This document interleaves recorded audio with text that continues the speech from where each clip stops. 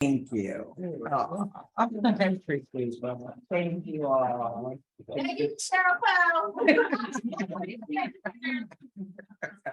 Thank you.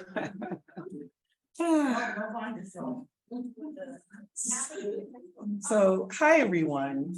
My name is Cheryl Poe. I am going to tell you a little bit about me. I'm originally from New Jersey, but I currently live in Virginia. Yeah, no, one more. Jersey girl. I was born in, oh my God, I'm blanking out on it. No, but my family was in Jersey City for a long time. Okay, yeah, we're South Jersey. Yes, I love Jersey. But it's expensive to live there, so I'm here. I am the executive director of a micro nonprofit called Advocating for Kids. And what we do is provide direct special education advocacy services to parents that have children with disabilities that are struggling to get appropriate services for their children. We help parents get their children eligible for special ed if they've been denied. And we work both with IDEA and Section 504. So we advocate under both protections. Sorry about that. I never, ever wanted to be a special education advocate, okay? I did not know what a special education advocate was. I did not realize that there was a world around disability. I only engaged in this work from this perspective was because my children, my Black male sons, were diagnosed with a disability. And we were living in Virginia Beach, Virginia, and I experienced racism at a level I had never experienced it before. And again, being from New Jersey and then coming to the South and experience overt versus covert racism. I mean, we're from Virginia Beach. Okay, so you know that was difficult. I was told, and the part that is insulting is I was seen as just a maybe lower social economic Black parent, right? I felt that they put not only my Blackness, but also assumptions because we were living in an area near a particular school district. That's a Title I school district, but it was targeted, meaning that it wasn't the whole school district, it was just certain students because they didn't have 51%.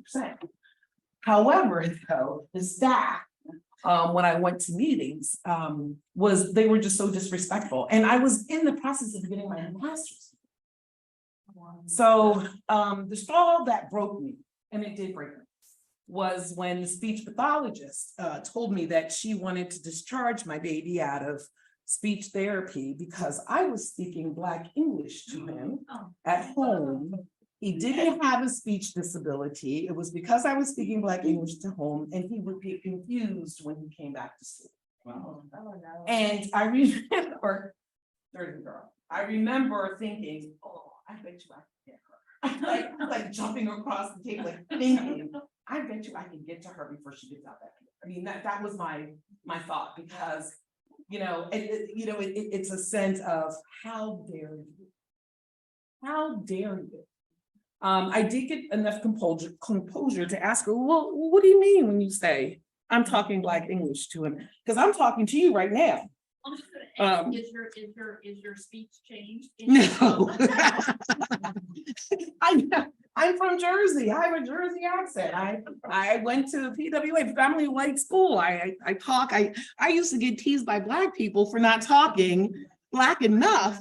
But I'm sitting in a meeting being told that the way I speak is the cause of my child's disability.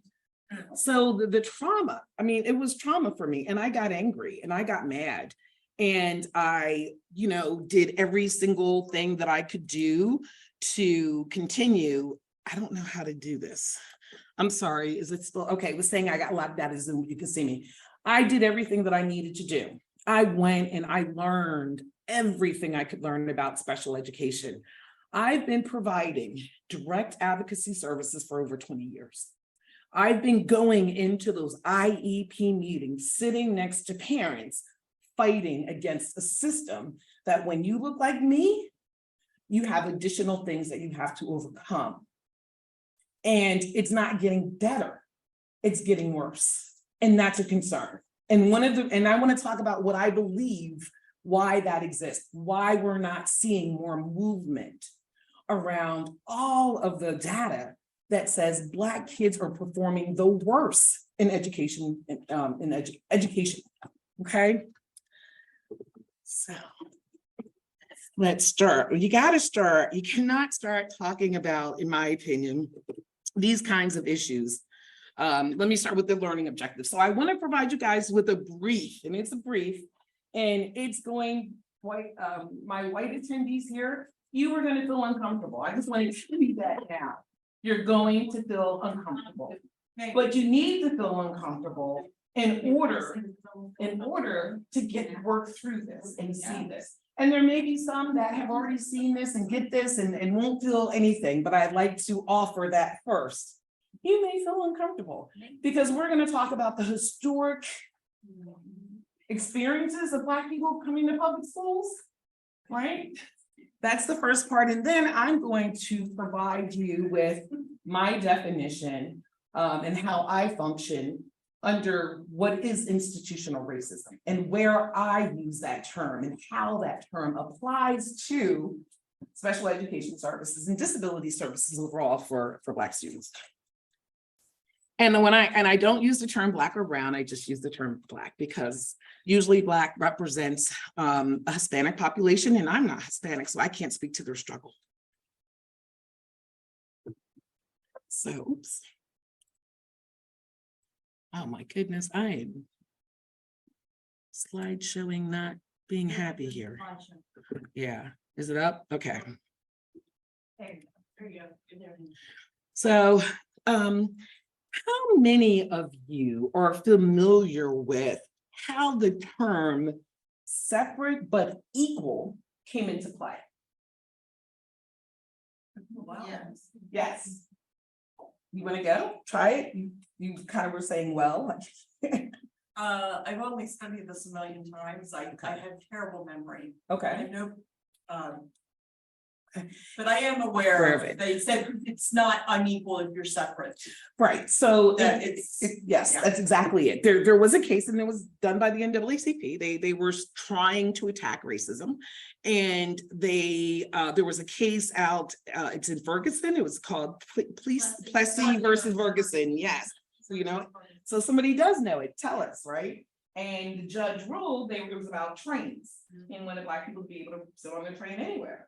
But the courts came down and said, you know what, no. As long as the other trains, or the coaches within the trains that Black people are in, if it is equal, it's okay to be separate now. So that did not work. So the NAACP went back to the drawing board. And what they did is they were able to prove that when it came to education, public education, it was not equal. It was separate, but it was not equal. And that led to what is known as the Brown versus the Board of Education. Oh, thank you so much. Thank you. Do you need anything else? Okay.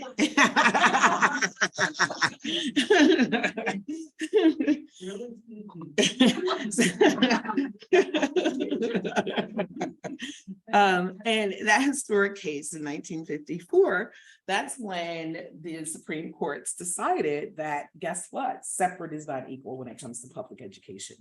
And if you guys have any opportunities to research how they did that, Houston Thurston. I'm dyslexic, so I may have gotten it backwards, just letting you know. What he did is, and you'll see, this is a true picture of what a schoolhouse looked like. So what he did is he went around the country, mainly near southern states, and he started taking pictures and telling stories of what education was like for African Americans or Black Americans in this separate school and educational systems. He found out that we weren't getting books. The books were usually thrown away from white schools. The Black teachers were not nearly being paid anything close to what white teachers and administrators were. And the overall conditions of those schoolhouses were not equal. So that's how we were able to, or how he was able to then get it changed to the infamous document that people with disabilities also benefit from, which is separate but equal, was unconstitutional. So what happened after that? She's my hero. She's just my hero. I stalk her on Facebook. Because she's still alive. Ruby Bridges is alive and occasionally does speeches. But you know, this is the famous story. Everybody here, have you heard of Ruby Bridges? You know how her family decided to integrate a particular school, and she literally she was 6 years old. You know, I just want you to think about that.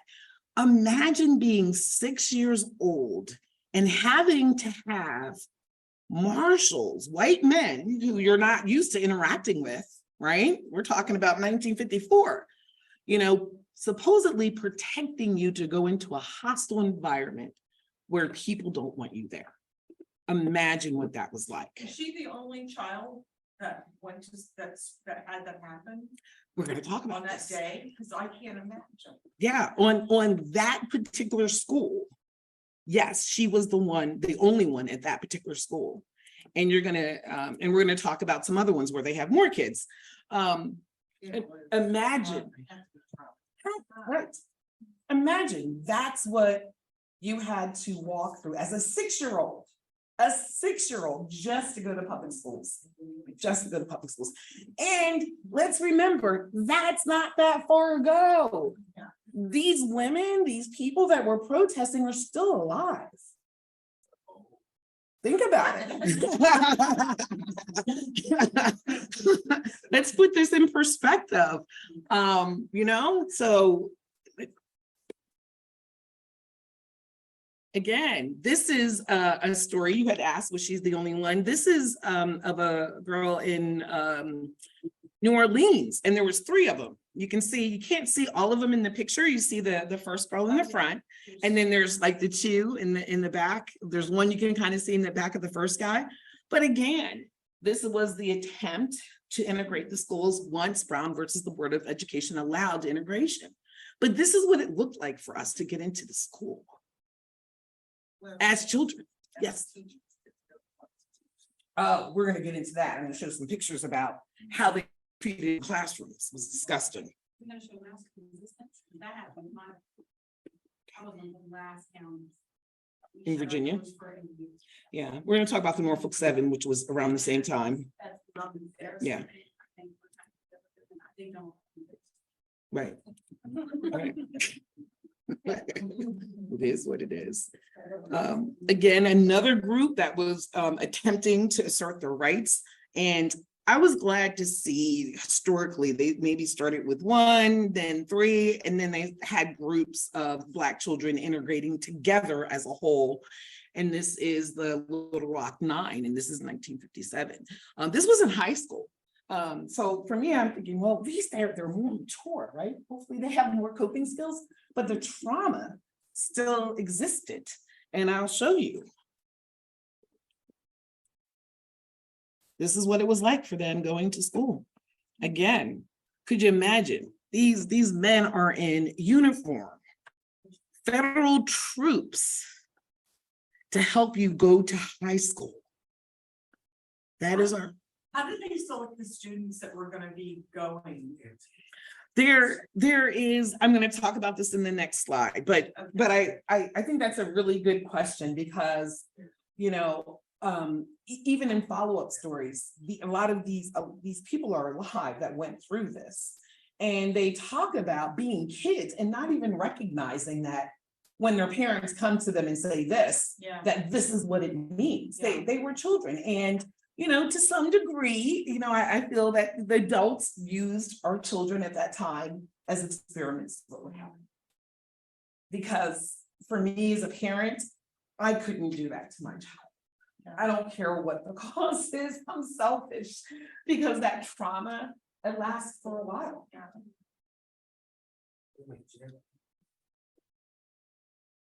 The Norfolk 17, I actually had an opportunity about 3 years ago to hear a couple of them talk about their experience. And that was like one of the things he said. One of the Norfolk 17, he was saying he was, a big athlete. He was hanging out with his friends. He comes home, the NAACP sitting there with his parents. They sit him down and they tell him, hey, this is what we're going to do. And then he just talked about the name calling, the people leaving, he said, bananas on his desk, being the only Black person in the class, the teachers ignoring them, just the any kind of humiliating kind of prospect that could happen was happening, and they were still expected to learn, right? So you're putting me in an environment that is not my environment, not my community, not in an environment that's safe for me to learn. But then you expect me to live up to the same expectations as my white counterparts, when I've already at a disadvantage because you don't want me here. This is not for me. I'm being forced to be here. And then my education before that, I didn't have access to the materials that you had access to. So is it that I'm dumb, or is it that I didn't have an opportunity to grow and thrive like you did? But you're expecting that of me, even though I didn't have the same resources or opportunities. You know what, I like to say this, some of the not the summer teams I know, one lady was my church, and then one lady, when we had a class reunion, she came to school to our class. So some of them are still around. Yeah, they are. And you would, and in my opinion, they all should be honored. They really should, and they're not. I mean, they're ignored, but not by me. Again, here's an example of what you have to imagine: going to school every day, walking through this, and expected to perform. It's not even just getting through it. When you get through the mob hating you, you get into a classroom where your classmates aren't happy that you're there either. The teachers aren't happy that you're there. Here's a picture of what it's like and the race and the trauma of racism. I mean, do you see the second picture?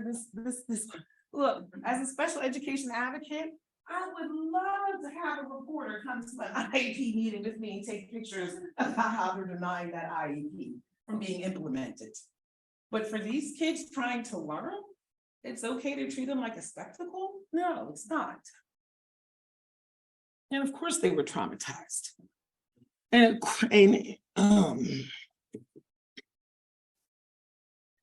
I say that institutional racism exists in our public education system because Black students were never welcomed in public schools. It was not a system that was built for true integration that would allow kids to not have to assimilate and lose themselves and their culture and their history, right? It wasn't that. It was, you need to come here. It's going to be abusive. You're not wanted well, but you have to learn. This is what you need. So why would we think, if the system was never designed around the intent of Black people or people with disabilities being there, what makes you think that it's that much has changed? I mean, yeah, of course, all our schools are well mixed, but the systems around it, the systems that decide who gets suspended, who gets restrained, who gets kicked out, who gets speech therapy services, right?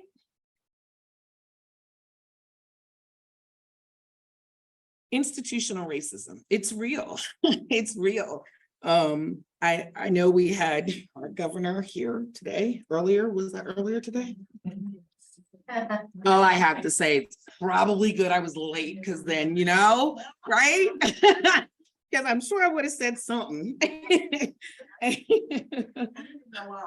Okay, he probably was a good idea, yeah. To deny to deny an idea that somehow in Virginia, of all states, because you guys know you were the Bible Belt, the Black Belt of the slavery trade, right? You know that this is right. Yes, right. And to think that somehow, because it's 2023, that racism doesn't exist, that systems don't exist that keep people down, and to talk about Ruby Bridges in your public schools, to talk and have a lesson about the Norfolk 7. Why isn't that in our curriculum? You were saying you have a rich history. You Why know isn't when I that in our found out curriculum? about mass resistance? Yeah, when? So I'm a 60-year-old college graduate, just graduated. Right. Then, Then. years ago, and I live in that town. And at Wow. the same time, they finally got a historical marker put up. And it coincided, and I wrote a paper for my class on that.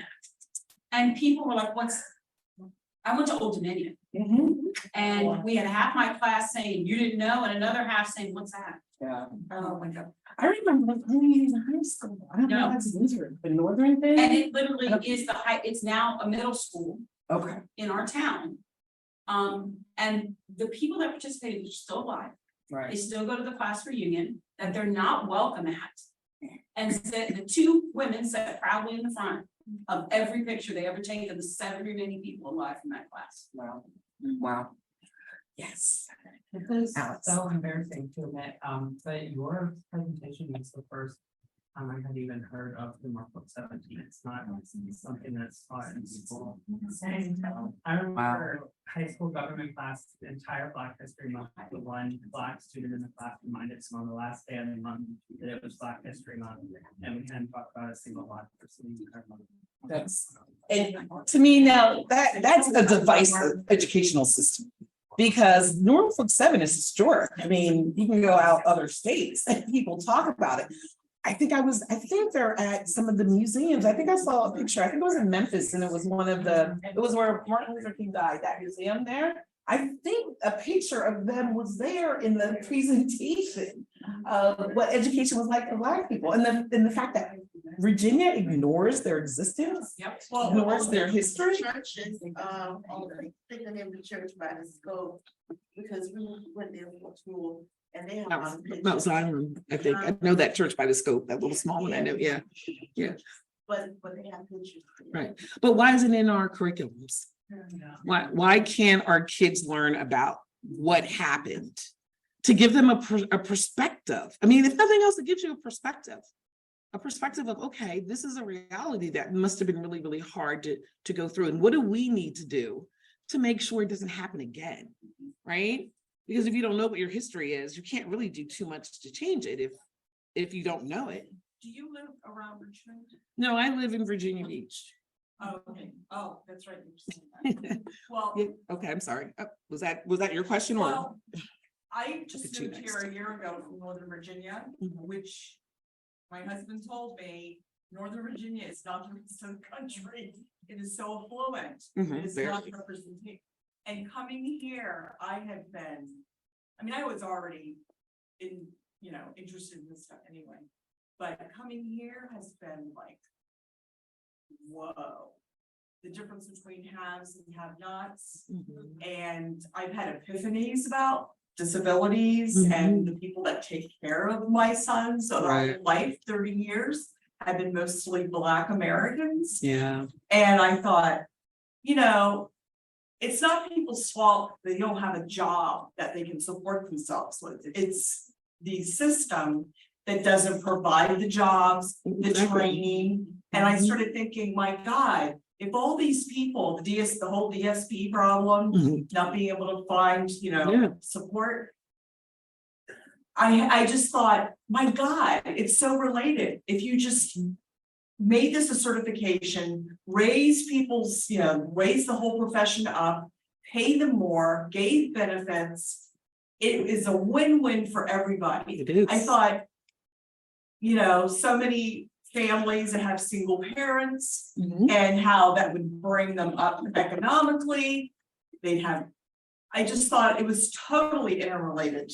Intersectionality is what we call that, the intersectionality of being Black, being disabled, being of lower socioeconomic status, not having educational opportunities and what that does. And Because what- people like to just look at.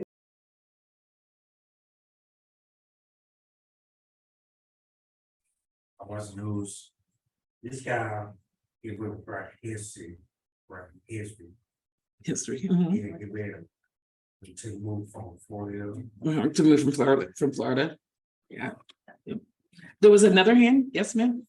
I was gonna say, I moved to Virginia maybe 30+ years from New York City. Mm, And I operated a residential program, some DD, some mental health, but mostly from the foster care population. And they weren't treated any differently, both my Blacks and my white mhm, residents. mhm, And going into the school, because I worked for myself, mhm. for those that weren't controlling themselves, I would go and sit in the classroom in the back. So they would behave because I'm there working. Right. But no sooner than I left the school, the principal, he called and said he was suspended. I was like, I just left there. What could you have done so briefly in that short amount of time? So I go into the principal's office to talk to him and he told me this wasn't Detroit, LA, or New York. 2000 in Chesterfield. He didn't even look up. Ooh.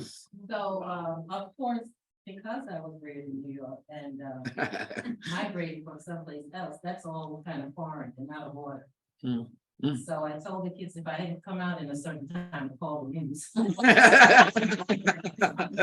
And I think those principals, the assistants, they worked until maybe 5:30 to settle everything down. Right, Because school was right. gonna stay as long as I needed to stay to get them Good. that what I call teachable moment. Mm, yes. Oh, my goodness. So Yes. I'm talking to you, I'm getting that energy back there. Yes. We need I'm it. saying they're not gonna teach something like this when they're still practicing. Right. The same. Exactly. Exactly. Because, I mean, I just left it. How could he have gotten suspended that quickly? Yes. And I saw things that were worse by other classmates that were not from the foster program. And then to try to be punitive, they started to say they wouldn't even serve them lunch in school. Illegal. Paid for room and board. So now I'm supposed to send my high school students with bag lunches because, I mean, all of this was happening in Chesterfield County. Wow. The business license office. So for the longest time, they knew me. Because I would go and sit in and I gave them the business because they're gonna do what needs to Be done. Yeah. Because I knew the public laws coming from New York. Mhm.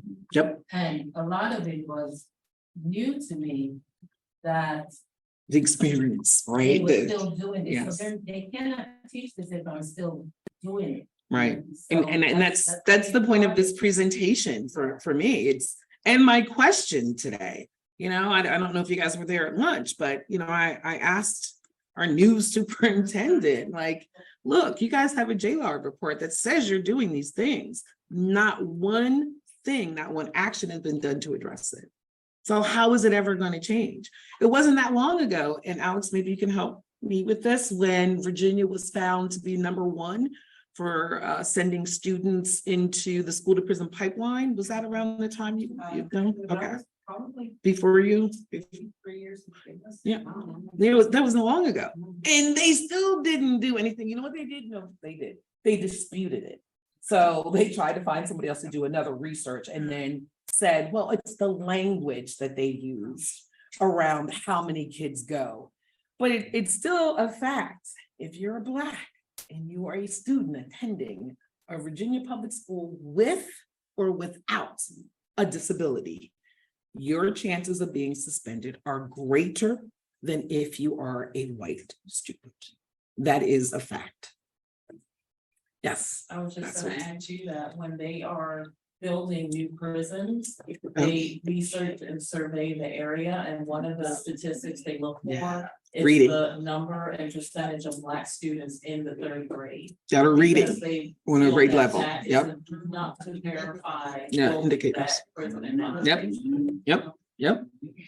So I want to kind of talk about the systems now. I gave you a history. This is what we're coming from. Again, public education wasn't designed, didn't include when it was developed, the thoughts, views, cultures, or perspectives of Black people, but we were integrated into that system, right? So that's our history. That's where we are. We say, I firmly say that continues.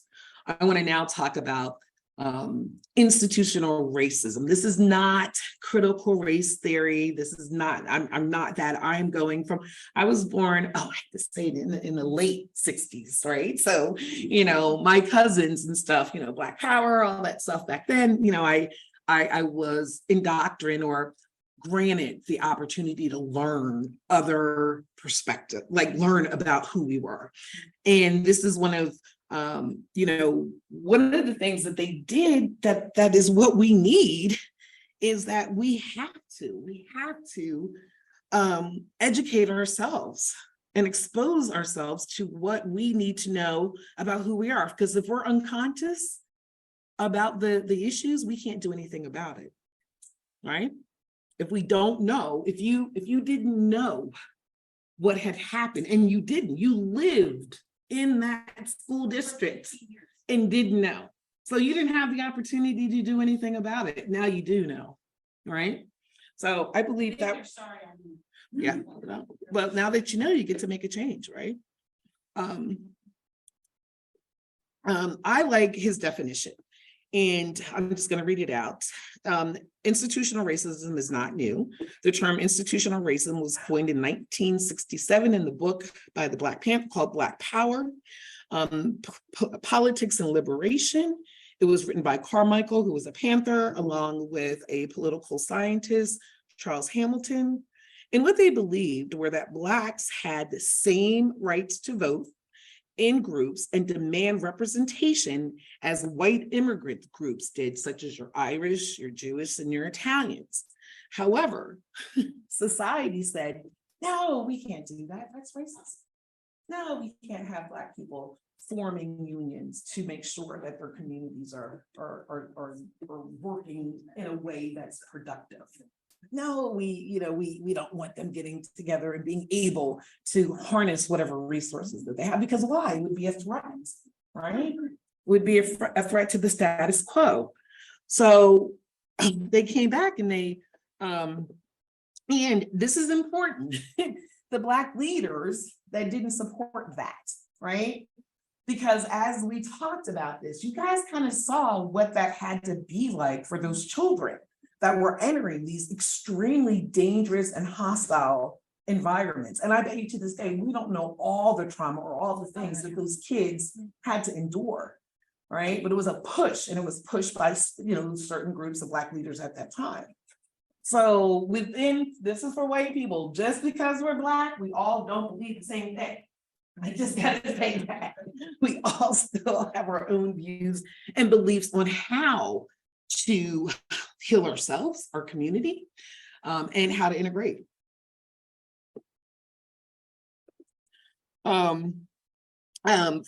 So I'm going to refer to systemic racism throughout this presentation from a perspective of it is when systems that are structured where only one voice is being heard. I need to say these things. I'm trying to read it like that. You can read that, but I'm just going to tell you what I'm saying there. What I'm saying is that when you are developing a system, you know how today at lunch and they were talking about how they're changing systems, they're restructuring pieces. One of the key points that they said is that they have the voice of the community a part of that. But when you have systems that are structured, right? Educational systems, banking systems, housing systems, and the views of those developing those structures are of all one race or all one sex or divergence, then that becomes the view that you are ignoring other people that have to live within those systems. Our cultures, our needs are ignored, they're not valued. So how do we, or not even considered, so how do we function in a system that doesn't understand who we are or what our needs are to achieve the same outcomes? That's what I see institutional racism is. When you are developing policies, laws, regulations, and you're not thinking of all the people that are going to be impacted by that, then we have issues. I'm going to give you an example of Virginia. Again, when we look at federal data, state data, school division, and the outcomes for Black folks, it's always negative. But let me give you an example of what I'm talking about systems. And I'm going to talk about the R. Sorry, guys. I was on a coalition call, and we were getting ready, the ARC was getting ready, or people in the disability community was getting ready for the day of action, talking to state legislators, like making sure that we were all on the same page about things that wanted to be done. And I remember saying that I was really concerned. I was concerned with the information that was being put forth, because the only Black people in the room were me and one other person. And there were like 30 of them, maybe 50 people. There were a lot of other people. So I'm like, again, our voices aren't being included, right? It's like, how do you make policies? And then that same year, we had I don't know if he was a delegate, Congress, I don't know who he was, but he put forth a law that would call a 3-strike law. Now, where does that come from? 3-strike law from prison. He wanted to have a school regulation added called the 3-strike law and you're out, which meant that a teacher could kick a student out of his classroom if she tried to redirect him 3 times and he didn't respond. Yeah, and you can still look it up. It's there, right? Who do you think that law was going to impact the most? I'm just saying, who do you think? Who? Kids with disabilities and Black kids. Because if you're neurodivergent, I might not hear you the first time. My accommodation says you have to tell me twice. And so, I'm a micro organization, so I put it out there, and I will admit the ARC helped, and so did other people, saying, no, this law needs to be really looked at. We really need to understand the intent of this law. Why do we need this particular law? We already have laws around discipline. If you look at the code of conducts, which are like some of your local stuff, we have laws about hair. Did you know we have a grooming law that if your hair is considered disruptive to the classroom, you can be suspended? So if I come in with an afro one day to a classroom, it is on the books that I can be suspended. And the issue with that is that there is now the Crown Law, like Virginia finally passed the Crown Law that says you can't discriminate against Black people because of the way we wear our hair, but it hasn't been included in our school addressed it as it relates to students with students. So when we look at federal, state, local division data, and then the outcomes, Black students are always overrepresented in anything negative and limitedly represented in things such as honors, gifted programs, twice exceptional programs, things that and a philosophy of, and I've had somebody say this to me, well, if Black kids act better, then this wouldn't be an issue, right? So in situations like that, I have to walk away because I don't have the maturity yet to respond. Some people can, I'll walk away and say, yeah, okay. But that's a mentality. I had somebody post on my page, I'm doing a conference called the Black Collective Network, Uplifting Black Parents and Kids with Disabilities. One of my ads, guys posting, Black kids are just bad. Parents need to do better. And that is not the truth. It is not the truth.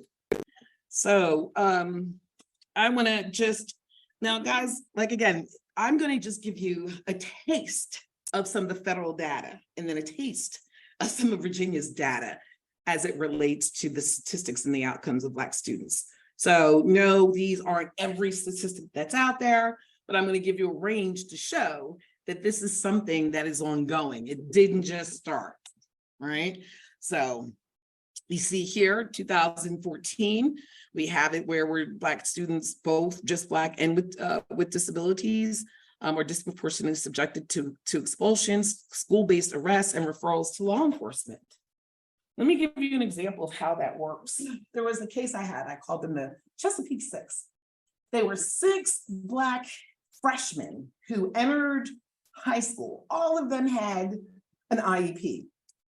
For whatever reason, they weren't all, there was 6 of them, they weren't put in a regular classroom. For some reason, by the time I came on the case, they were sitting in a conference room, and there was an assistant principal in there that would walk in there and check on with them occasionally.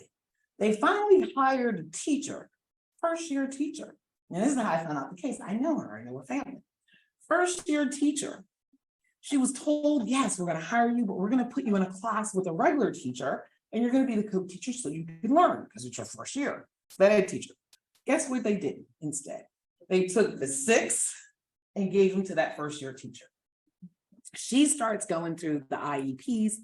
She's realizing that they were some of the worst documented IEPs I've ever viewed. Like things of a kid who only had asthma, but was placed in an ED class from self-contained.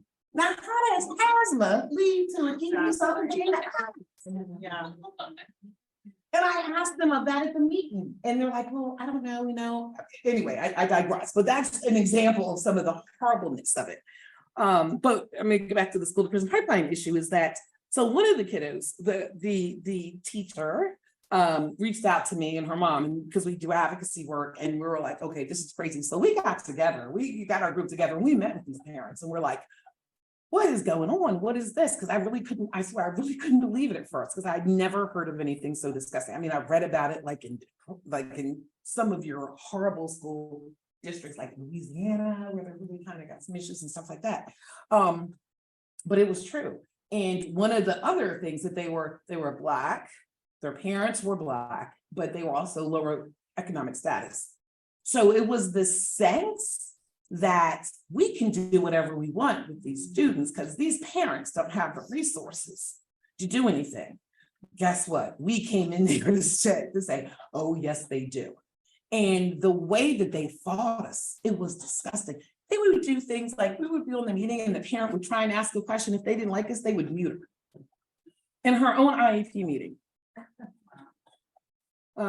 It was, so there was one of the kiddos who extremely ADHD, his IEP is horrendous. He's in a self-contained ED class.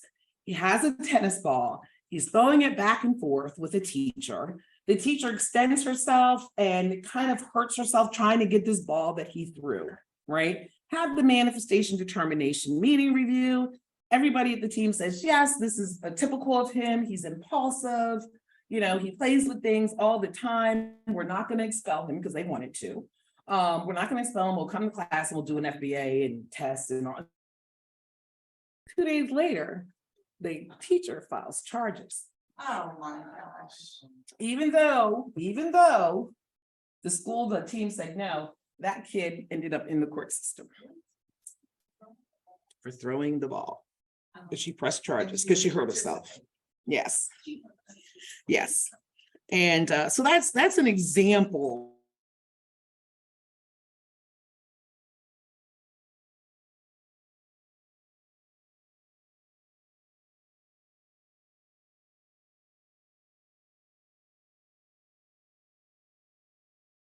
To law enforcement in school, and 35% for school-based arrest.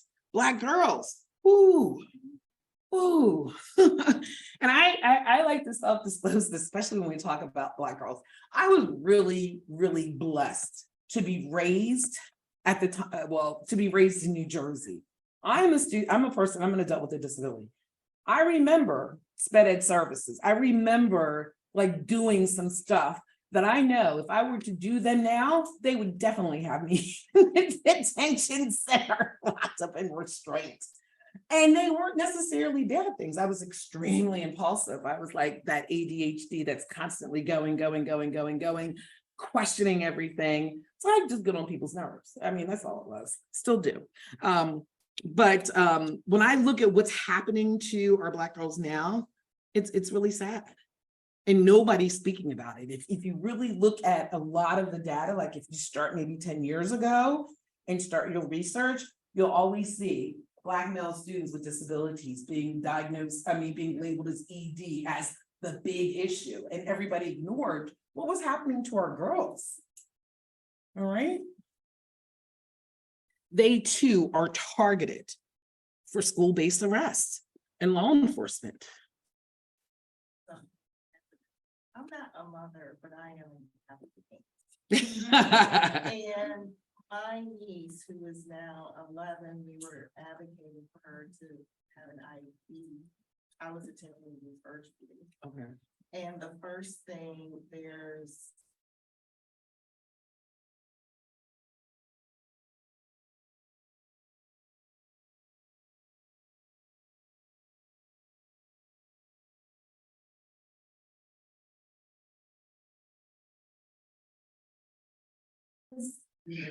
it took 3 meetings to get off, she doesn't have any significant behaviors. Yeah. And she doesn't, she's a great young lady. But what she needs is your help in the school system. She's Yeah. not getting it. And that's such a misnomer, right? That you have to have behavioral issues in order to qualify for education. And that's very much targeted to, These were all of her teachers Just- that taught her daily, and then when they didn't answer the questions, they started leaving the room. They started That's leaving the inappropriate meeting. too. That's And I inappropriate. said Can't to do the that. counselor, "Can you go get the principal Okay, and bring them?" that's ridiculous. Yeah. It's, and one of the things that school districts, and I will get you next. I just want to build on that. One of the things that school districts count on is parents overall not knowing their rights, not understanding their rights, right? Because I'm hearing a violation. If you have an IEPT meeting and everybody on that list that was invited, they can't just leave. They have to get an excusal from the parent to say, okay, you've provided what we, when they get up and leave, they're not engaging or giving the information needed to figure out how to help your niece. Yeah. Where was They the would- administrator that's supposed to set in on that? I mean, IEP? to stop They that. would say, they weren't here. Right. The counselor was there, but when they started So y'all don't leaving, even- I was like, hold on. Yep. Even have the representation. I agree. I They agree. should Stop, you know what you do next time? You say, yeah, we're not having this today. But it took a year. And it should know. It took a It should year. know. It should know. We must have had No. 10 That's- meetings. That's a delay denial of faith, Yeah. right? Yeah. It shouldn't take a Well, year we to get the services. Yeah. involved, which is ridiculous. It is. The system overall is messed up if you're Black or white, but when you're Black, it's even more difficult to maneuver through. And because you have those additional barriers that exist, those stereotypes, bias, projections. Do you know the thing that changed everybody's perspective? My niece attended one of the meetings because we wanted her to speak. Mhm. And she said, I don't want, at the time she was 9.5, Mhm. insightful enough to say, I don't want anybody to give me the answers. Mhm. I just want help. Oh, Yeah, I just want help. I just want help. Find them, how to find them. Yeah. Yeah. You had a question? Actually, just more of a statement. I'm 30 years old. I look like I'm 19. I was gonna say when I'm in school yesterday. I'm a Yale graduate, a doctoral graduate, with a degree in public health and a concentration in neurodevelopmental disorders. And when I started my dissertation, my proposal was centered around health disparities as it relates to students with disabilities in urban communities. And for anyone, I don't know if anyone's gone through a dissertation, but every school is different. You have to have 2 or 3 faculty members, and then you can pick three or however many peers. And my proposal was denied, and I had to appeal it twice. Oh my God! They told me that there wasn't going to be enough substantial data, even though I had presented my proposal, that there wasn't going to be enough substantial data, and that they were afraid my dissertation would be too biased. And after 2 appeals, I finally, Yeah. mhm. Same thing. After 2 appeals, it was finally approved, but I think that just goes to prove a point that Let's talk about that point, right? Even when we're trying to bring in new research, because the state there's not enough research, and that's why you can't research it. He's idiotic. Yeah. But the fact that he couldn't research it was because he is a Black. Of course, and with the topic, probably too, right? Both. And you were a white woman, like, if I walked through there and do that, they'd be like, oh, yes.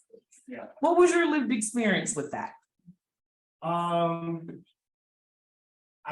For me, it was the first time, and I grew up in Western Maryland where I was like secretary at FFA. I went to I grew up in all white community, right? Right. So, and I went to an all white conservative school. I went to Liberty University for undergrad. And so I grew up in a very one-minded way. And then when I stepped out, because I wanted to broaden my perspectives, it was the first time, because I grew up with this mentality of like, oh, we're postmodern racism. We're moving past this. You know what I mean? Yeah. I'm a Black person and this isn't my lived experience.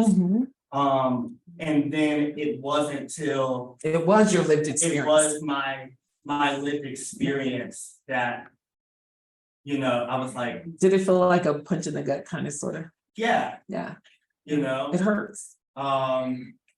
And then you go back to your normal community and you try to figure out ways of like, how do we actually bridge these chasms? Right. You know, I went to my high school a few years ago and spoke with our National Honor Society, and the president of the National Honor Society, she was a senior, she had Down syndrome.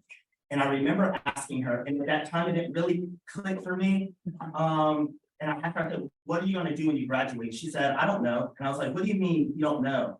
And she was like, while I might be smart on paper, there were other challenges that she needed to be successful on a collegiate level. Right. And the schools, Ivy League schools that she was looking at, they did not have the kind of supports that she specifically needed. Right. And I think that's just, it's disheartening that we're not taking the extra mile to really bridge these, bridge these gaps. Right. And I know you were I sat in the insurance portion this morning, and we're talking about insurance and how Medicaid won't always cover what your private insurance won't cover. Imagine being in an urbanized community where they don't even, that's just the least of the issue, but if you don't even know where to begin to find services. Right. Yes. You know. Yeah. Yeah. It's our people don't know that these services exist, and people spend 12 years sitting in IEP meetings, and then you graduate, and it's like, okay, bye. Here you go. Okay. When it comes to waiver services, I'm so glad that more waiver spots are being opened up, but are we pushing for specific waiver types? The FIS waiver does not cover sponsored residential services. Right. You know what I mean? That requires a community living waiver. So it's more than just, I'm so glad that our governor is opening up, more opportunities, but are we opening up the right opportunities? So that people are getting what they need. The services that they need. I agree. But in terms of what drives me crazy are all the different agencies, all the different types of waivers you can get. It's like, if you have a need, you should just get, you have a need, okay? And your education shouldn't depend on the tax base where you live. It should be across the board. The state shares all its money. Right. I mean, it's always said, Northern Virginia taxes pays for the rest of the state's roads and stuff. It's like, well, same with education. Right. It should be the same everywhere, because you can't, if you're impoverished and you're in a low tax place, You're never gonna get out of that. Yeah, the system is made to perpetuate, and this idea of all you have to do is work really, really, really hard and just pull yourself up by the bootstraps. If you have boots. You need the boots to be able to pull on. It's not.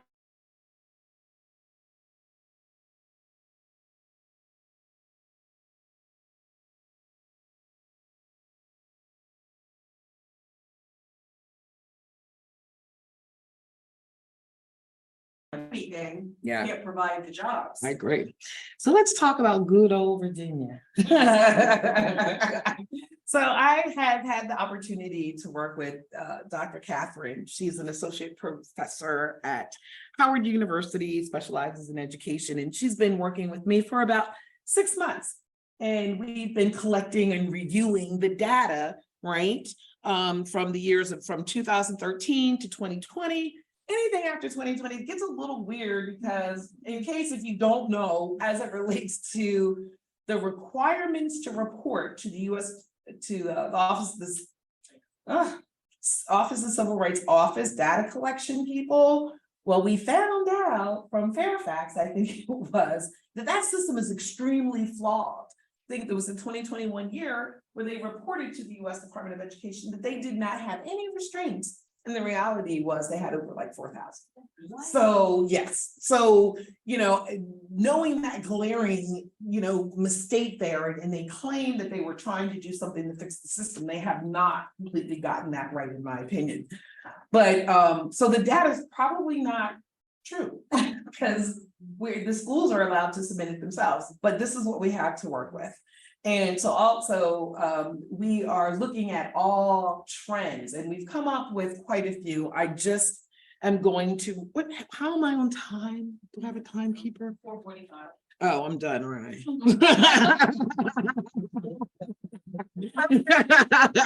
Well, I just want to share with you just some of the data that we found, and I'm just gonna we're gonna look at our adorable little preschoolers, right?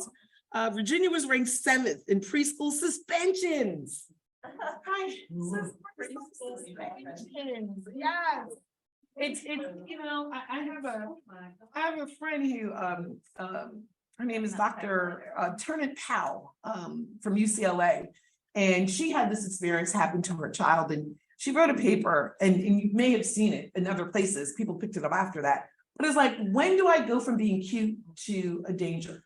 When does a little Black boy who was cute at pre-preschool to someone that is feared? What happens? They enter public schools, right? So these statistics are not good, as you can see, even when you compare them to what the national rates are. The 3 districts each suspending nearly 30 preschoolers in 1 year. Virginia Beach was one. Yay, that's by me. Norfolk and Suffolk, and the majority who were all Black preschoolers, of course. So how is racism maintained, right? So when systemic injustices remain unspoken or accepted, right? White privilege is allowed to exist. If no one is talking about this, nothing changes. If Black people aren't saying my voice is important, you need to address this. We have the data to support, we need more. We need you to think about us differently. We need different structures in place to support us. If we don't do that, nothing's gonna happen. Like I said, my kid is 20, yeah, his birthday today, he's 26 today. So I'm like, when am I gonna see better for, it's sad, and we need to do more. And I have to do my part. I will admit, when I first started this journey of advocacy, there weren't a lot of Black people talking about this. I couldn't find a Black advocate. I was trying to find white advocates. I had the money to hire someone, but you can't say to me, I'm being sensitive because what she said hurt my feelings. I couldn't find somebody to understand how painful. You're telling me my Blackness is the reason why my child's not thriving. So So I think I assimilated a bit too much in learning more so, and maybe that helped me get where I am now. I mean, I know a lot about sped ed. I mean, I file a complaint in a heartbeat, I do due process, I know it all. I know a lot about sped ed. But I never stopped to say, why aren't things getting better for my Black kids with disabilities? What is it that my community needs from me? And I am no longer, working for predominantly white agencies. I refuse to do it. I was on the COBRA board. One of 23 people. I was the only Black person. So you get tired of fighting that brick wall. I don't want to be a token. I won't do it anymore. So speak the truth. Speak your truth. One thing I observed, because I've watched like movies like 13th, Yeah. and that it's was got really me good. thinking about stuff. So I'll go to my Black friends and go to discuss this. Oh, you gotta watch this movie with me. And I just get this blank. And I'm like, wow, this interest is, what is that about? And it occurred to me because I grew up in a rural area in Virginia. And because of my stepfather was from a farming class, we knew all the Black people because we all were in the same boat. And I thought back to all these people that I knew growing up with, and I thought, the reason I think people don't want to show interest and don't want to engage, especially the white person, is because they don't want to rock the boat. It's like I would be afraid. I mean, I try to tell people, think about it. Somebody looks at you and they make a judgment about you because of the way you look. No, because your skin color. Yeah, your skin color. I'm like, can you imagine the Black like me, where the guy chemically changed his skin to darken and went to the South, and he reported on how he was treated. I was like, just think how you would feel because of the way people treated you, because of the way your skin color, the way you look. Yeah. Trying to get people to empathize with, come on, Right. accept that this is a problem. Yeah. And so I think of all the Black people we know when I was growing up, and I'm like, they see us as, I don't blame them. I mean, they look at us and they're like, whoa, that person. You have to.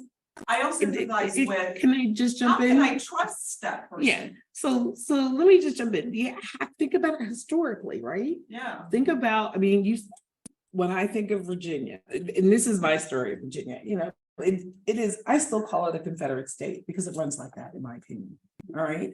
And though you all were in the same community, you guys were all farmers, I'm sure the Black farmers' experiences were different. Oh, there was expectation, you're not gonna marry Yeah, somebody. right. Yeah. So it in your community, if that's what they're used to, it's gonna take them a while to warm up, right? You're gonna have to prove that you're not going to hurt me. You're not going to, And I think we did, our family did, and Yeah. they trusted us, but I can also understand how a Black person, white person and go, well, I don't know No. what they're about. If you, I don't know. I just want to say that as a Black person, we have to interact with white people. We don't. Yeah, it's not an option. It is. I mean, white people can literally probably go to certain parts in the state in Virginia and live and never see a Black person, right? I don't know that can happen for Black communities. Even if you're looking at your urban communities, if you're having social workers come in or police come in, they're still white people. So, so I don't know if that helps. So, working in a chapter Yes, in a town like I just told you about. yeah. We have a very large population of African American children that are in the special education center. yeah. How do we get them engaged?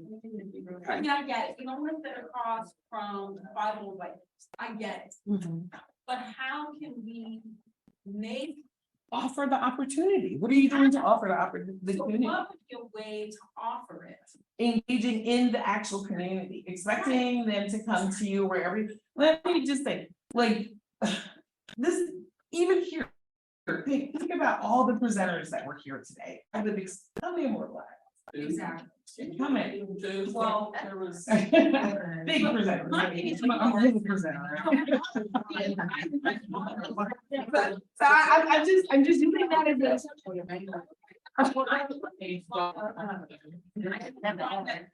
To be, to hear. You gotta shut up, Right, and you have to listen. right, exactly. So for me to come and say, you don't want to do my group? Yeah. No. Right. It's going to take time and they need representation. My You know, they daughter is need. part of the group. Okay. She's working, but she's very young, Mm-hmm. so she's coming to some of the parents, Right. she's. Oops. Okay, They're 45, right. and they're like, Well, I meant representation. If you're talking about black people, you need to have black people there that they can feel safe with. that's her. Okay, And she's trying to do that. for okay. us. Well, yeah, The it'll problem take time. she's coming against is she's 25. Yes, And they're 35 or 45. yeah, that's, So there's a whole different mindset there. There is. Yeah. big time. So how do you Big time. bridge that gap? What would you tell her to do to bridge that gap? I would tell her to try and I would suggest, I don't like to tell her anything, but I would suggest that she reached out to, I don't know if you guys have an urban league there. I don't know if you have an NAACP. Do you have? In Winchester, she is part of the. So But get- that's a different county. Right, and, Our county, yeah, that okay, is where we kind of been right. getting in. I'm gonna take these last two questions. Yes, yeah, please do. Help me. That's just a suggestion. Yes. I don't know much about your. But you have to develop some type of. Relationships. With who you're working with. Time there's been any type of racial change throughout history. Yes. There had to be some type of bridge Yep. where relationships were built. Built, People exactly. have to be able to understand where you're coming from, and it doesn't matter whether you're black or white. It doesn't matter. If you're You coming. can overcome that if there's a relationship. Exactly. You can overcome it. So build Exactly. up a relationship that we all. Big have time. kids with disabilities. Yeah, Build a relationship. Hear what they have to say because we care about their kids. I think, Exactly. I think PT has 2 black people, so you can reach out with them and see if they would.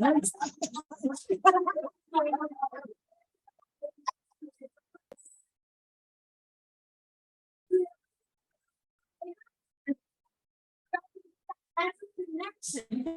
Because they represent the community and they would work with you in trying to get resources in the community. That's what I was trying to say. I just wanted to add to that. Okay, here's a suggestion. So after you build that relationship, I think one of the challenges. Speaking Moving back. personally, Mhm. I've had white people who will come and, try to build that relationship. And then once I kind of let my guard down a little bit, it turns into, now I'm in, so now I have to fix you. And Yes. before- White the white survivor. Just Yeah. like savior, that's it. because Black parents with children with disabilities, we have challenges, Yes, we do. and the challenges may be different, but that doesn't mean that our challenges are worse because of the situations that we're in or who we are. Our challenges are worse because the systems are not made For us, or not, So- I don't want us in, to some and it's degree. kind of like, so now we have to put you into this, you're round, we gotta make you a square to fit into this box, then that's not, That's it, yeah. that's not something That's that's. where. That, I- you're right. We have a lot of. That's all I have to Yes. say about that. So I'm over my time, so I just that's a good question, but I do there's a phrase and look it up just to make sure you don't do it. It's called the white savior complex. So don't make sure if you get in there that doesn't occur, like you stop that. One of the big pieces here for you guys is when individuals, groups of people are made aware of these social injustices, that now you're responsible for change. You cannot say you did not know. And it's up to you to make a choice on what you want to do with that information. Would you say that having Barack Obama as our president has brought all No. this stuff. No. No. No, It's made me more. no, well, How okay, racist people still are. I think. That it was. Oh, that was- I don't know. Yeah. Okay, there was I didn't know. more racism surface. Yeah. I think Trump Yeah. winning really made it worse because it was a backlash and call that the way for the ability of, oh my God, they had a black. Yes. That's how we got caught. So I'm just gonna close up. Wait, everyone, can I just say this real quick? Hi, here's my resources. Lots of great resources for you guys to check out. I don't know if you get a copy of the slides. Again, I'm Cheryl Poe with Advocating.